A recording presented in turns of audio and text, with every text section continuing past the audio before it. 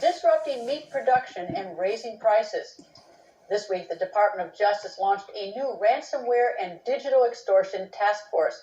It also boosted ransomware attack investigations to a priority level similar to terror threats. But what is Congress doing to protect you? I asked Democratic Michigan Senator Debbie Stabenow. Do you feel nervous about the ransomware, these hackers, these attacks on our infrastructure or on these companies? No question about it.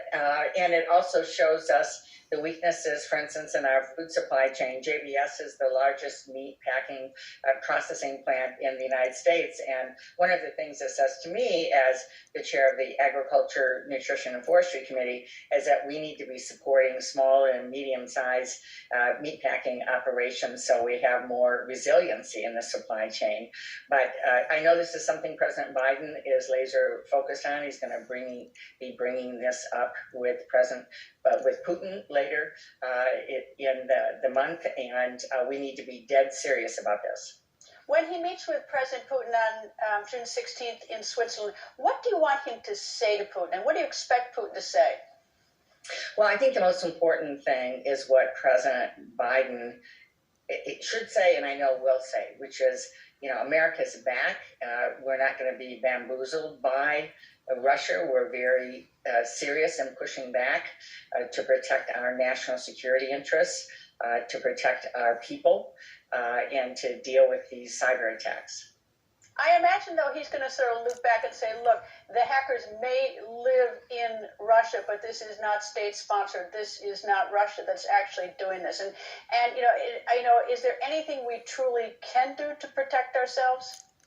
Well, this is about working with our own businesses on communications and accountability and really ramping up what we do on our end in terms of security. And then it's also about doing everything we can, pushing back on Russia or anyone else.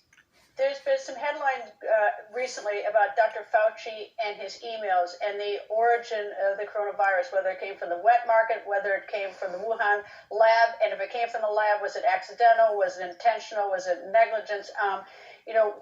Should we have a deeper investigation in this, and what's your thought about Dr. Fauci's emails?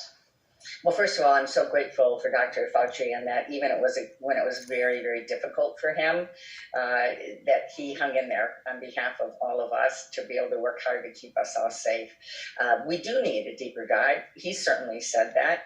Others have said that. I think it's really important that we are finding out exactly what happened.